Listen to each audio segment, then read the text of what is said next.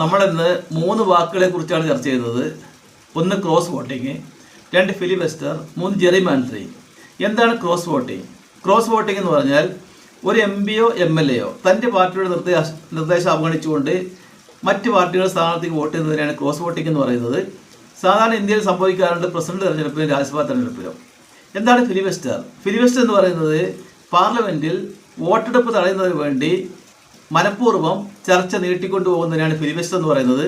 ഇത് സാധാരണ അമേരിക്കൻ സെനറ്റിലാണ് കാണുന്നത്. ഇന്ത്യയിൽ ഇതിനുള്ള സാധ്യത വളരെ കുറവാണ്. കാരണം ഇന്ത്യയിൽ മെമ്പർമാർക്ക് സംസാരിക്കുന്നതിന് സമയപരിധി നിശ്ചയിച്ചിട്ടുണ്ട്. കൂടുതൽ സംസാരിക്കുമ്പോൾ സ്പീക്കറും അധ്യക്ഷനും ഒക്കെ ഇടപെടുന്നുണ്ട്. എന്താണ് ജെറിമാൻഡറിംഗ്? ജെറിമാൻഡറിംഗ് എന്ന് പറയുന്നത് ഒരു പാർട്ടി തങ്ങളുടെ സൗകര്യത്തിന് വേണ്ടി മണ്ഡലങ്ങൾ പുനർനിർണ്ണയിക്കുന്ന രീതിയാണ് ജെറിമാൻഡറിംഗ് എന്ന് പറയുന്നത്. എതിർ പാർട്ടിയുടെ ശക്തി കുറക്കുന്നതിന് വേണ്ടി അവരുടെ വോട്ടുകൾ ചിതറിക്കുകയോ അവരുടെ വോട്ടുകൾ ഏതാനും മണ്ഡലങ്ങൾ കേന്ദ്രീകരിക്കുകയോ ചെയ്യുന്ന രീതിയാണ് ജെറിമാൻഡറിംഗ് എന്ന് പറയുന്നത്.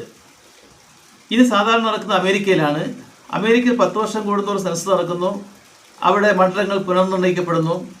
1812 അവിടെ ഗവർണറായിരുന്ന എൽബ്രിഡ്ജ് ജെറി ഇങ്ങനെ വാർഡുകൾ മണ്ഡലങ്ങൾ ക്രമീകരിച്ചപ്പോൾ പല രൂപത്തിലുള്ള പല ആകൃതിയിലുള്ള മണ്ഡലങ്ങളാണ് ഉണ്ടായത്.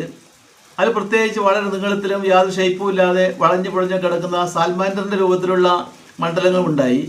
അതുകൊണ്ടാണ് അദ്ദേഹത്തിൻ്റെ പേര് ജെറി പ്ലസ് സാൽമാൻഡർ എന്ന രീതിയിൽ വരുന്നതുകൊണ്ടാണ് ജെറിമാൻഡറിംഗ് എന്ന രീതി സ്വീകരിച്ചത്. പക്ഷേ ഇന്ത്യയിൽ ഇത് അസാധ്യമാണ്. കാരണം ഇന്ത്യയിൽ വാർഡുകൾ അല്ലെങ്കിൽ മണ്ഡലങ്ങൾ ക്രമീകരിക്കുന്നത് ഡീലിമിറ്റേഷൻ കമ്മീഷനാണ്.